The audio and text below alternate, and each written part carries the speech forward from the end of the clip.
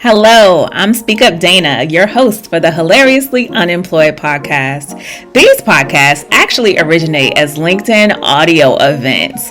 It was very important to me that I have these events on LinkedIn because my ultimate goal is to get someone interviewed or hired through this podcast and the events. I think it's so hugely important that we're using a social media platform dedicated to professionals and career. If you would ever like to join us for a live recording of the Hilariously Unemployed, feel free to connect with me on LinkedIn, Dana Duckworth, and you too can ask questions of myself and my guests like you hear me reference in the episodes when I say I'm bringing somebody to the stage. All right, y'all, it's time for the show. Please enjoy the Hilariously Unemployed. Okay, I was commenting on a post that I put up earlier this week because I am angling to get a celebrity guest, part of the writer strike. So an entertainer, and Stephanie, who's in the audience, she commented on there and said that she was working on something on Twitter for me because I don't have Twitter or X or whatever it is we're calling it these days. So she said she would do my bidding, which I greatly appreciated. Which now I realize I have this whole entire community of people who have been doing my bidding and connecting me with guests and opportunities and things to help build this. And I need to come up with a name for them. So Rihanna has the Navy, Beyonce has the Beehive, and of course, Taylor has the Swifties. I was thinking maybe the Hillarys, or the Hilaries. I don't know. That would be a laugh break if I had a laugh track here. So it's still in process. If you have any recommendations on what my community should be called, please slide into my DMs. I am looking for your creativity. All right, y'all. So enough of me babbling. You know, the purpose of these audio events are to ultimately get someone interviewed or hired. So I like to bring on guests who are hilariously unemployed, like myself. If you've never met me, I was laid off earlier this year. So that is why this venture is something that is so near and dear to my heart. I still don't have a job, but I have tons of opportunity. So today's episode 8, because we've been rolling, features a very amazing guest. And I am so excited to welcome JRuss because when we connected, the energy was just off the hook. Like we had so much fun. We went way over time on our discovery call.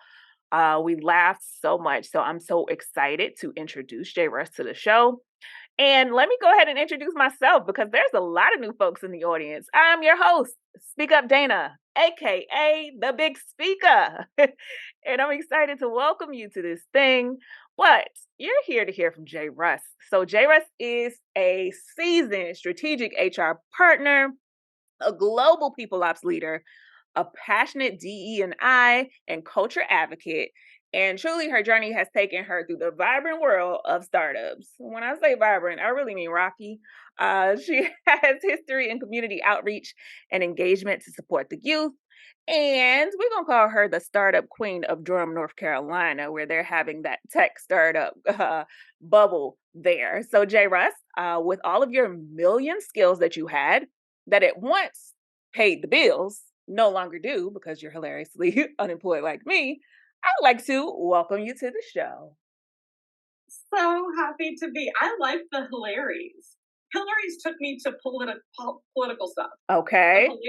Fun, yeah. The Hilaries. We'll just have to do some pronunciation, things in there so that people know it's the Hilaries. I like it. We're rolling. Well, JRuss, thank you for coming on to the platform today and also troubleshooting me through that little Zoom meltdown. I would like to start the way that I like to start all of these episodes. You are a 2-time unemployment champion, so you're not new to this. You're true to this, and I hate that for you. But how long have you been hilariously unemployed this go around? Well, thank you for having me. I first, before I answer that question, want to just say I so appreciate the delight and fun you bring to this topic because, as you know, it can feel shocking and embarrassing and like shameful, but to have people like you who are like helping us giggle through it and connect and like share our networks during rocky transitions just is really delightful. So thank you. And my most recent layoff or like impact was in May. So I have been hilariously unemployed since May. Oh, you definitely got me beat. My end date was June 30th. So I don't know if that's better or worse, but tell tell us about the first time you were hilariously unemployed, and then we'll get into your current situation. Yeah, for sure. So in October of 2021, Hmm. I joined actually the largest startup that I had been a part of. Most of the startups that I've been a part of have been like a handful of people, like 5, 10 folks, and I've helped grow. Hmm. But in October of 2021, I joined a team that was around 200, and we were in the process of doing a Series C raise, which is just like a fancy way of saying we were raising some venture capital funds. Correct. And our goal was, or I was brought on because just the way that the documentation and organization of the people ops department was a little bit messy. There were folks from about 6 different countries. We were using 6 different systems. We had no real like source of truth for like how many people were there on any given day. And so I came in, was wanting to create a healthy foundation to scale, and our goal was to say like, let's go from 200 to 600 overnight as soon as we make this raise. Wow. So it was like crazy cool opportunity. Like a lot of startups, unfortunately, it didn't end up happening. So we were trying to make that Series C venture capital raise for about a year, and 9 months after I joined, we had some massive layoffs. So that was the first situation. Wow. So from extreme growth as the plan to like extreme reduction. Unfortunately, yeah. And the people there to implement on the extreme growth were, of course, impacted. Is the organization still standing, or was it a complete like dismantling of the startup? Yeah, the organization is still standing, and like a lot of tech tools, some of what you're doing at the beginning is really trying to figure out like where your product market fit is and Hmm. how you can really supercharge what your tool is doing and share that with the right people. Hmm. And so obviously when you have a huge reduction in what you expect to come in from a financial standpoint, that takes a huge hit, but the technology is freaking amazing. So like eventually when they get the funds, they'll be able to grow again, and I really think that tool will take off and be really valuable to different types of companies. Hmm. But unfortunately, right now it's a pretty tiny team. Would you go back? Not to that team. Over here, but probably not to that team. We're getting hilarious over here, folks. Okay, so we're talking more recent, but I want to go back a little bit. So you are obviously an HR wizard. Why you want to be a people ops global leader, I don't know, but I do love people in the organizations as well. I know that you work with children and community engagement, and also you told me that you volunteered. You lived in a volunteer house in Ethiopia. Like, can you just explain to us what that was like, and then also how it shaped your career? I'm sure it lended itself to you being this culture and DEI advocate. Yeah, for sure. So I'm sure there are people listening or out there in the world who get jobs by filling out an application and then like getting called out of the blue. I've never been that person. I would love to get a job that way at some point, but my time in Ethiopia started out very similar. I graduated from UNC, so go Tar Heels. Okay. Had been meeting during my senior year with a couple women who we were just trying to figure out like what was next for us, and we were about to graduate, and we it was this kind of universe opened up an opportunity where each of us had been told about this particular home in Addis, which is the capital of Ethiopia, and we ended up connecting with this gentleman who ran uh, essentially a volunteer home where you got placed in the community based off of your passion. So I really love kids and I really love photography. So I actually got Mm. to work with 2 different communities of kids who didn't have parents Hmm. and teach photography. I had people who like sent me over there with a ton of disposable cameras because Wow. I'm old. I got to teach English and teach photography and spend time being a bit of a physical jungle gym to lots of little kiddos, and that was amazing. And when we I know a lot of folks in your network and in my network as well are excited about DEI work. I feel Yes. like that really set the foundation for me Mhm. because I got to meet people like I was living in Addis Ababa, Ethiopia, but Mhm. the people I was interacting with were from all over the world. Mhm. And so getting to spend day to day, like hour to hour, I was there for about a year, building trust and building like a sense of belonging and community Mhm. with Mhm. people who had so many different experiences. I became really close with people from Israel and from Nigeria and obviously from Addis and like all over the world.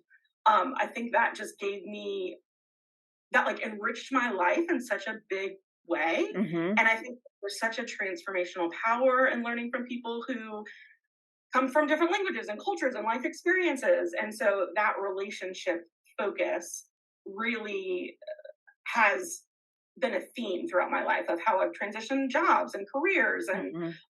like where I've really focused my energy. Man, when I tell you exposure to different cultures will really help you expand your horizons, expand your mindset, expand your learning. Like anytime I can go anywhere that is not, directly here, I just learn so much. Even if I'm going to another city, another state, and specifically when I'm going out of country, there is so much to take in, and our world can seem so tiny, but it's really not when you get out there and see it. So I love that you have that experience.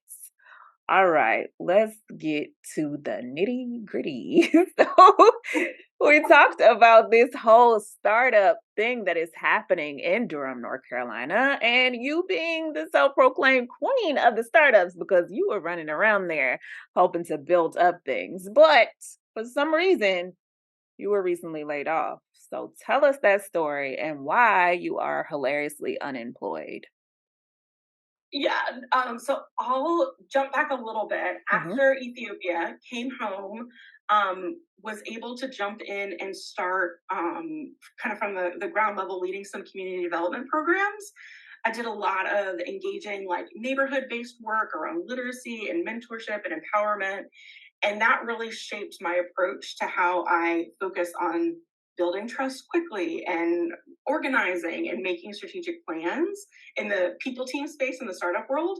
And so I did that for the first decade of my career. And a really good friend was kind of helping me navigate some burnout that I was going through. Hmm. And I that was one of the probably second or third times I spent a good chunk of time in therapy and was like, what is going on? Why am Right. I so professionally unsatisfied? Like, what is this? Hmm. I'm doing what I'm loving. Why do I hate it? And he told me, like, it seems like what you naturally focus on, things like innovation and metrics and productivity and efficiency, that's probably better suited to the for profit space. Yeah. And I responded so negatively to this. I will never sell out to the man. I will never work with somebody that's like harming other humans and just really was negative towards his comments.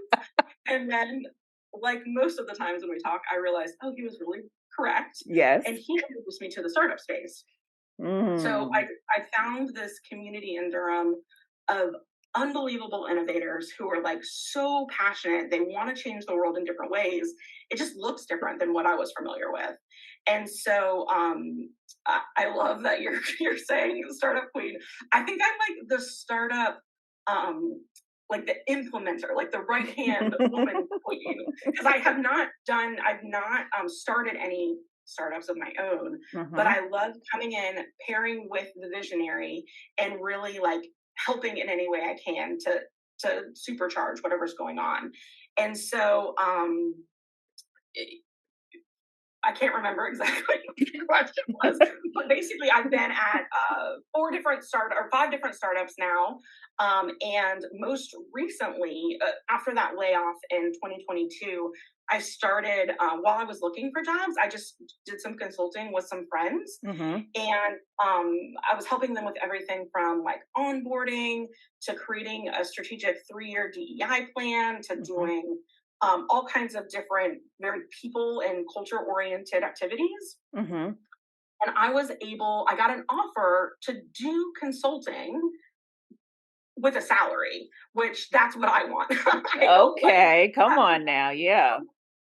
I don't like I'm so empowered by or I so appreciate people who are like, I want to lead my own company, I want to do my own thing, and they can like hunt for their next client, Let me for their just next tell you, it's exhausting. that's not me. That's not me.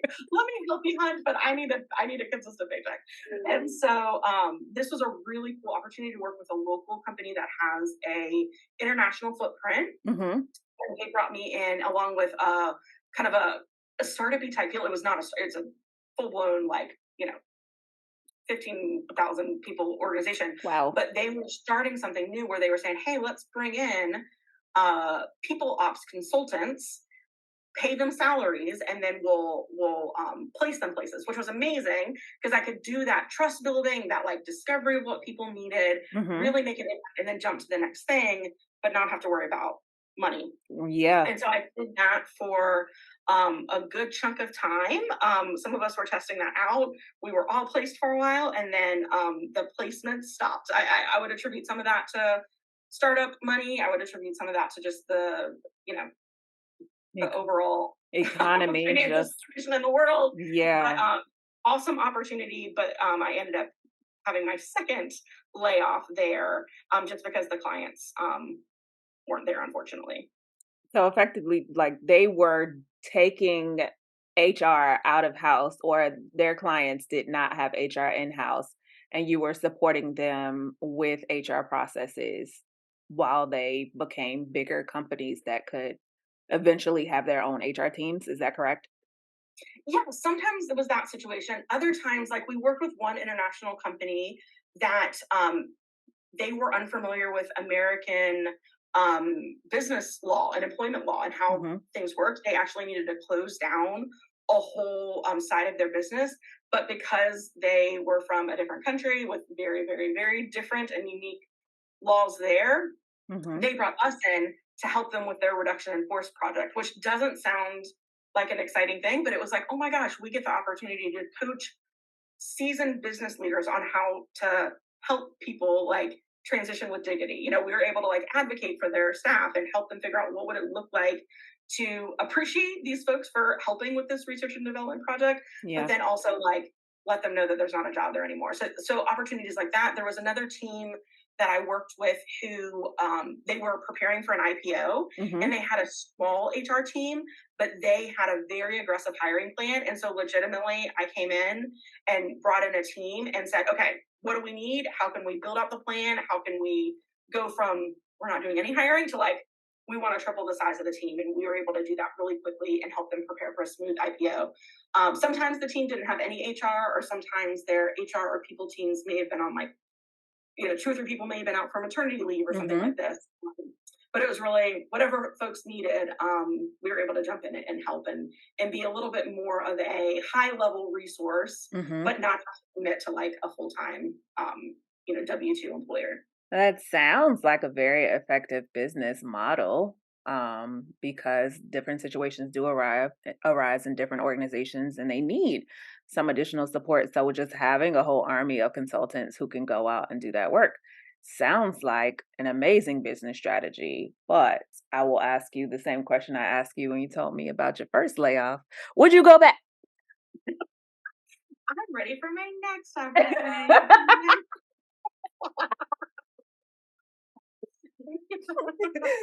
Okay, so you told me something when we talked that you spent a little bit of time as a BDR, and how that was just not your love language. What was the turning point for you that told you, like, hey, this is not for me? I do not like this. Get it away from me. Yeah, so when we were talking, I was talking about like business development inside of the consulting space that I was doing. Mm-hmm. And so I love sharing what other people are up to. I love promoting things that I'm passionate about. Mm-hmm. I don't really love self promotion. It's not my favorite thing. And so when you talk about business development, I was really saying like I took a stab at trying to do business development for my own personal consulting business, Mm-hmm. but I realized like, gosh, the emotional energy that it takes to promote myself is not something that I want to commit to long term. So, like right now, I have two different clients that I'm working with for a consulting basis that came to me because they know me and they needed the type of help that I could give them. Mm-hmm. But I do not want to be the person who's like developing the strategies to bring in new clients. That's just not what I'm, and that's not what I enjoy. It's not professionally satisfying. It actually like drains my tank like no tomorrow. So Oh man. Well, as the queen of self-promotion, I am different from you in that way because I'm going to tell you everything I have going on always and share it with you. And it's really helped me. Yeah, we all have our own things, and that is okay. And that is why you put people around you who are really solid at other things so you don't have to be. So, you've been promoting myself on your LinkedIn with your tons of connections, and I could not be more thankful. I'm also thankful that you just popped into an episode of the show and was like, "Oh, I needed this. This is great."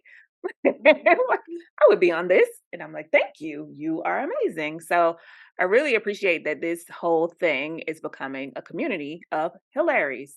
It's amazing. How did I it? think it's so fun. I mean, it was totally thanks to the LinkedIn algorithms. Yeah. I don't know who is in charge of that kind of thing, but legitimately, it was just like a suggested event on a day where I was feeling kind of bummed. And I was like, hilariously unemployed. That sounds like a pick me up. And your energy is so fun. And like I said, you make a season that can be very difficult, like actually really enjoyable and delightful. So I'm, well, I'm just as thankful. Yeah, we're making our way through it. Hey, whoever's in charge of those LinkedIn algorithms, like do that again for 1,000 more people. Thank you. All right, J Russ. So what is the secret sauce to kind of surviving and thriving in a startup ecosystem? Because it's not easy, folks. If you've never worked in a startup, let me just tell you. Oftentimes startups are referred to like an MBA in a bottle Hmm. because you get to wear so many different hats and learn things so quickly. So I personally most enjoy the people business partner function, like Hmm. being a strategic partner to the executive team, employee engagement, performance management, like ways to build up teams in powerful ways to help them like flourish and Yeah. work. But because I was at very early stage startups, 5, 10 people Hmm. when they started, I got the chance to like learn incredibly new things all at once. Yeah. And so I really enjoy that. And if you're someone who's like, I want to be siloed, I want to focus on accounting, I want to do this one thing all day long and I like that, It's not for startups are you. not the world for you. No. But like for me, I was able to start customer success programs. I've been a SaaS product owner. I've hired an entire software team kind of overnight. I've run Hmm. sales operations. And I had no specialization in any of those things. I was just eager. I was a part of a co-working community where there were other people who knew what they were doing, and I could spend time with them and ask and like start something on our end. Once you get to like that was more on like the seed round of funding, Series A round of funding. Once you get to like the Series B, C, and D, there's a lot more opportunities to specialize and grow teams, so you're not having to wear so many hats. Hmm. But I think being open to kind of owning all kinds of different things depending on what the current goals are is really special. It's also a place where like the alignment around goals is rather magical. Part of that is because you have a small team and you don't have very much time or money to play around with, so you have Correct. to be aligned. But to me, having that alignment across the company of like what our priorities are and what we're focused on and like the North Star, that's super life-giving and professionally satisfying. And so if anyone's excited about those kinds of things, then they might want to try their hand at a startup. Yeah, I mean, I loved startup culture just because you get to see things actually play out. Like you get to come up with an idea, watch it be implemented, watch it grow, watch it become a part of the product or a part of the organization. And it's really hard to do that and have that level of impact from the ground level in really large organizations. So I do enjoy startup culture for those reasons. And also, it's just you have the time and the ability to connect with people and learn different things. Like you said, you learned so much and you wore so many hats. You really can shape your own path when it comes to a startup because literally they're starting up and they need everything. So if you find that you really enjoy doing something and you raise your hand for that, 9 times out of 10, they're gonna let you because they haven't started it up yet. So, if you are a person that enjoys that type of thing, then startup culture may be for you. But I will warn you, you might end up hilariously unemployed, like us. True that, true that, true that. Okay, so, You know what's really super cool about the startup space is, like you said, the level of impact you can feel on a day-to-day level is so strong. I remember when we were building out our teams, a lot of folks who were a part of much larger organizations where they felt like, I'm a cog in a wheel, I'm not yeah. making any kind of impact on the day-to-day. Those were folks who were most attracted to what we were doing because they're like, I want to have meaning in my work. I want to do something where I'm contributing and I know that it's going to help the bottom line. And like, that's not even an option at a startup. Like it's a expectation because Yes. of the way that they work. And so I think that can be really powerful and really meaningful. Um, so yeah. Okay, well, I would be remiss if I did not use you for all of your HR wizardry. And as you know, it is my goal to get somebody hired or at least interview, but we're going to shoot for the stars. I know I can get somebody a job somewhere at some point. So if you're listening and you have one, and any of my previous guests or myself would be a great fit for an opportunity because honestly, I don't think I want to be an employee right now. This thing has gotten really, really good. But we are here to help those who are hilariously unemployed for whatever reason that may be. So, can you give us some of that professional HR sauce, some of those tips, those tricks, those resources?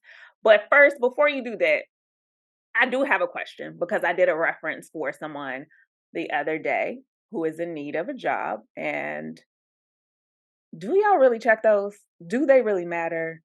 Do you read what I wrote on that reference when you call these people? Because I'm giving you my best people if I'm doing a reference. I'm not giving you nobody that didn't like me. So they're gonna tell you, yes, she's fierce, she's amazing, she can do the job, she's solid. What is your take on the employee references? That's a great question. So it really depends on the culture and policies of the company. Hmm. So I personally found that um, I never check references until I'm really like about to hire someone. Hmm. They may have gone through the whole process, and as a hiring manager, I'm going to want to call the reference not with the purpose of like, is this person a good hire or not? Because that in the process, I already know I want to hire them. Hmm. I'm more wanting to learn like, hey, can you tell me what's gonna motivate this person? Can you tell me some things that maybe were their growing edge? Can you Hmm. tell me like what advice could you give to me as someone who's going to be working daily with them of like what has already worked? You know, how can I not reinvent the wheel with this person? I Hmm. think that's the best use of your time when you're talking to references. A lot of larger organizations, it's a legal, like, hey, we need to check the box because if we do get sued in the future, this is something that we need to have on record. But if you're going to use them in a way that's actually really impactful, I think it's giving the hiring manager more education on how to best leverage that person's skills, how to help them really flourish at work, learn more about like how they handle conflict and what projects they've done well at, so that when they jump into the role day one, you know, you have more information about how to like better empower them or better equip them to do their best work. Yeah, that's a great outlook on it. So I'm used to doing the references where it's like, what's this person's strength? What's this person's weakness? Will they be on time? Do they have a history of absences? It's like, I'm never going to tell you that. Obviously, they picked me because they knew I would speak highly of them. So I just wanted to know Yeah, your take. But I guess it is an opportunity for you to get to know that candidate a little bit deeper based on who they put down for that reference. What I love is when somebody has a mentor on there, um, which is what the reference I was doing the other day. I'm considered a mentor. Who knew? um, that one, yes, I know. JRuss, you are funny. I was like a mentor. Okay, we'll roll with it. But I like that because as a person who has supported that person throughout their career, I just felt like I could offer some additional insights. Plus, I'm really sick with my words, so I feel like that job is jobbed. Yeah, based on what I've seen from you, I would totally agree. I'm like, this lady needs to write content for me. She did what she Not saying that I got them the job, just saying that if that was the last straw, we definitely made it over that hump, okay? So let's get into some tips, some tricks, and some resources for those who are on this endless journey of apply, deny. We're sorry to inform you, we regret. J. Russ, are you with me?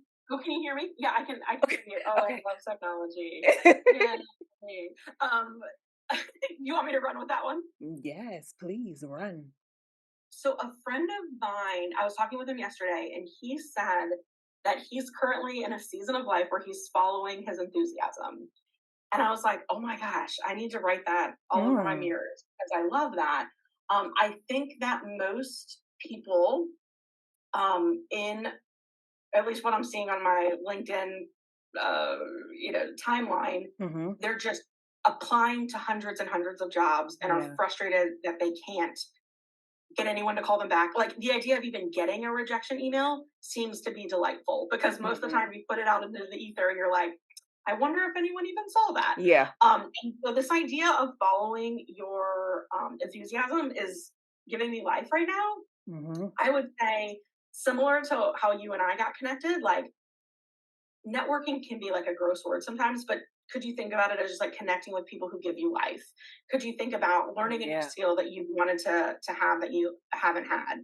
Like for example, the first time during my first unemployment stint, I took a people analytics course, and it was so amazing. I learned so much. Now I'm studying to get my SHRM senior certification. Mhm. I also think that this is a little bit less practical in terms of like your next job, but I think focusing on your mindset is one of the most important things I've been doing in the last few months. Legitimately, I sat down and was like, what are these limited beliefs that are holding me back? Like, could I Mhm. make a list of my fears, of the things that are I keep like getting stuck on? Mhm. And then I was like, what are the empowering beliefs that I could believe instead? And then legitimately made a list of affirmations. And like a coach that I've been talking to, she was like, you say those affirmations right before you go to bed and as soon as you wake up, because that's kind of when your subconscious meets your conscious mind. Mhm. And like, really, we could focus on like transforming our limited beliefs into empowering beliefs.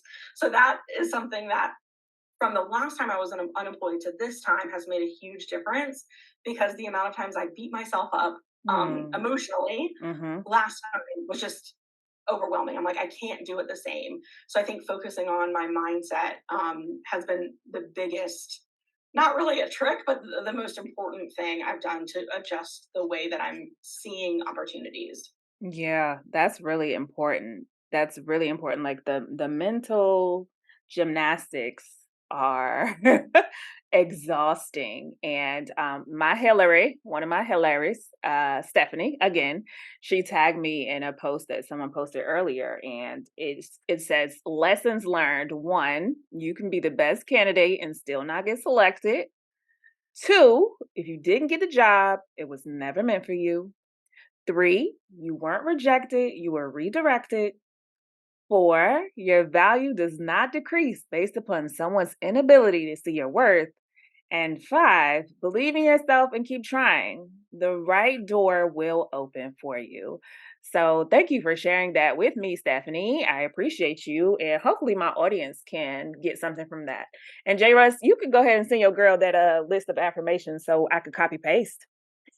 Oh my gosh, yeah. Like I think we should put Stephanie's um her post and then I'll post my affirmations in the event in LinkedIn because it seems like when I talk about it, I'm like, this seems kind of silly. But legitimately, as I was kind of finalizing the words that I wanted to say multiple times a day, I sat up taller. I felt like more excited about who I am. I like legitimately, I was like talking to my partner and I'm like giggly and like, oh, this we feel good. Yeah. One of them is I am unique and creative and fun, and anyone would be lucky to hire me. That's a fact, and that's about me. So, yes. A lot of times, but I am. I'm like, I need to find like one of the cool things about our minds is that we look for evidence to Mhm. support our beliefs. So like really, what would it be like if I'm looking for evidence that supports that I'm unique, creative, and fun, and anyone would be lucky to hire me, rather than I can't do this anymore. Yeah. I'm trying to find new kinds of evidence in my Mm. life. Okay. Now, the positive self-talk, I'm here for it, but we have to talk about doom, doom, doom, doom, doom. The freaking circus of getting an unemployment check and what that whole process is like for us. Actually, I wasn't gonna tell y'all, but I got in trouble with them because I did not submit the right amount of jobs for one of my weeks that I filed. And they were like, oh no, ma'am. Now you must go to this mandatory course where we tell you all about how to file and you must send us a paragraph about your job search. And I'm like, y'all, I'm busy trying to work. So unemployment is an absolute circus. It gives me complete angst and anxiety when I have to file, so much so that I will wait like 2 weeks to call in a week before, like to get the money. I mean, I know I need the money, but my brain is just like, I cannot answer these questions because I feel anxiety every time they ask me, were you available to work? I mean, yeah. Were you willing to work? Obviously. So can you tell me about that whole process out there in Durham? Because I know you mentioned that there is an app that gives you hell. Girl, I am over. You can't see me, but I'm just shaking my head and it's unreal. So for those of you who haven't had the experience of applying for unemployment, Don't recommend. 0 out of 5 stars. yeah, 0 out of 10 would not strongly recommend to apply. Every state is different, which makes it also frustrating because it's like, Dana, my experience, those questions are different for me. Mm-hmm. But one of the things that I cannot help but think about, and this is just a little bit of me of a rant, of my coworkers who were let go in Spain and in France and in Europe, all over Europe, have such a different experience Yeah. than we do here.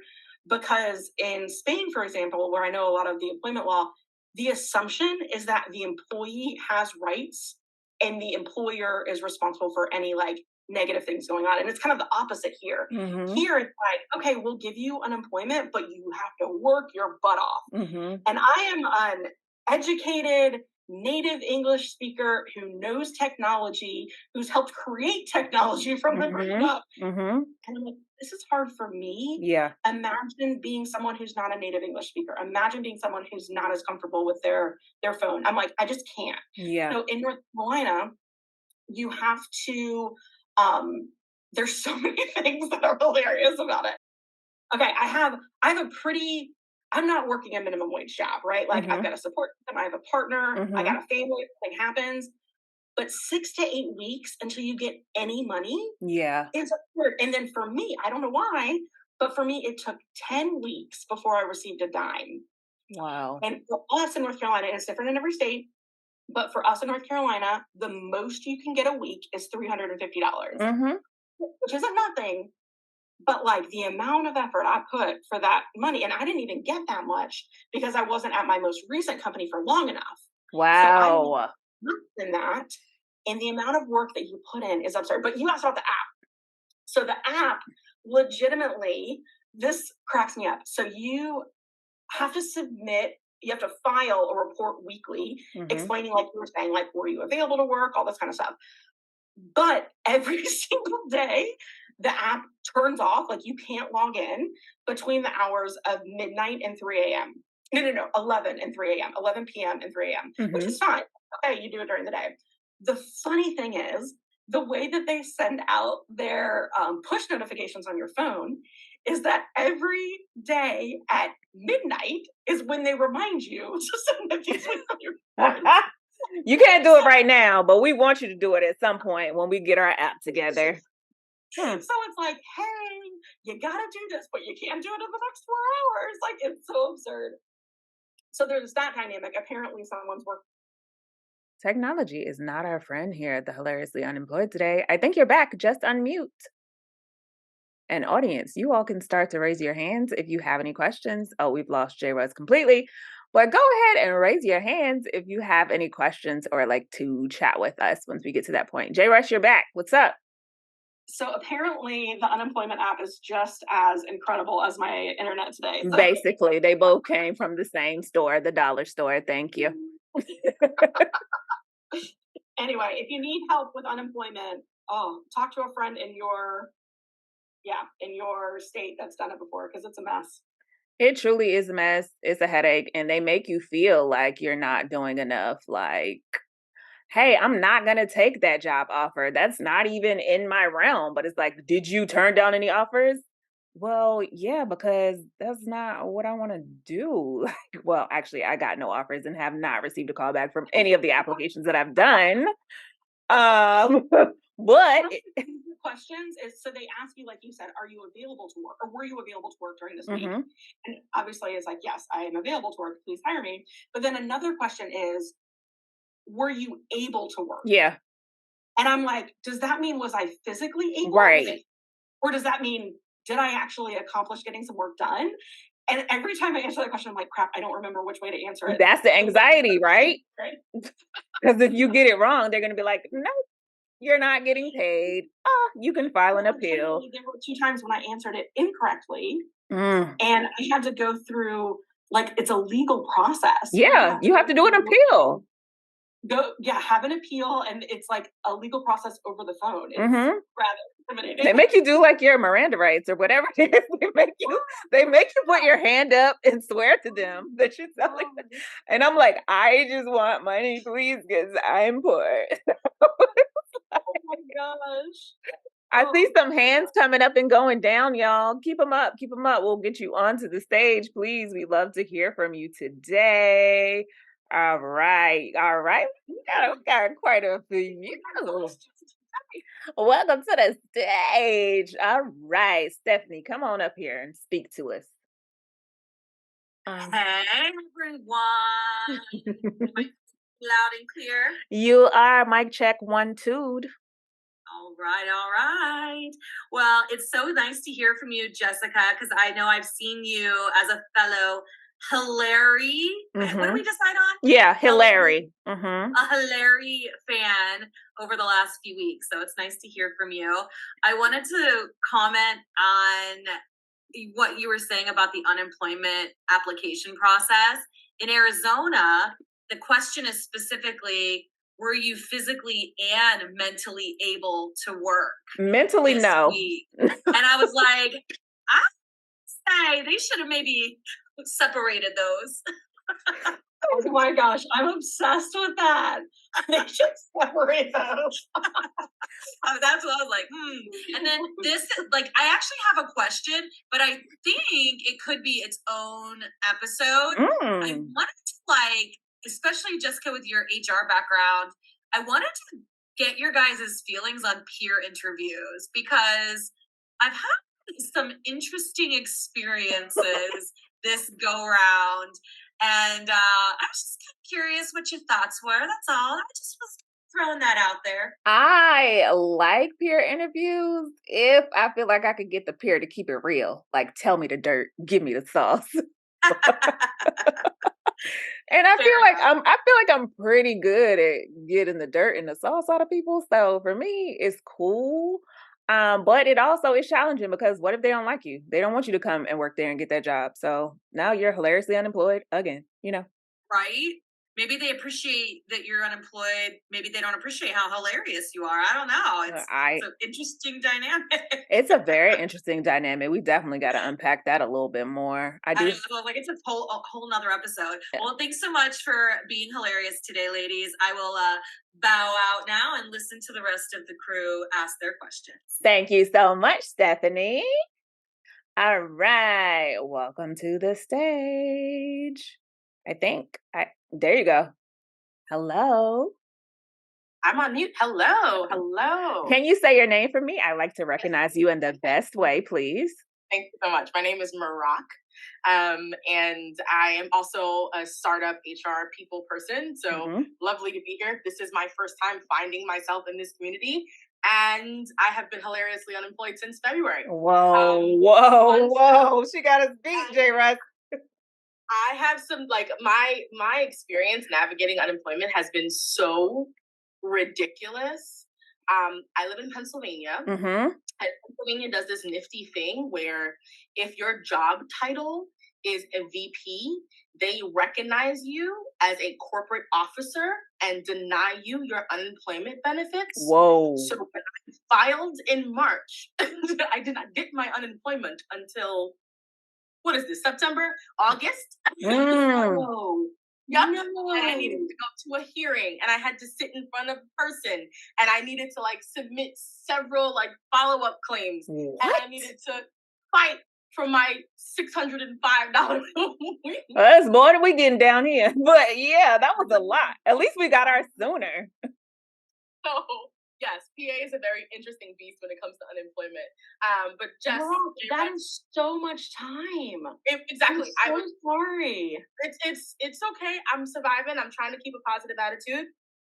Very similar to the affirmations. I need to tell them myself often. Mm-hmm. Because it's just a very difficult space to navigate. And then being on the people side, JRuss, I'm sure you can relate. All you see is people being laid off. Yeah. All the time. Like everywhere you go. Every time you're on LinkedIn, it's like another mass layoff of people in the people space. So I totally felt that. And I guess my question is, what are you doing next, or what are you looking for next, JRuss? Oh my gosh, Barack, I want to give you a big hug. I know. Can we just join a company together, please? Yes, please. I am looking for positions in the people and culture or human resource space at like the director or senior director level. I'm open to any kind of.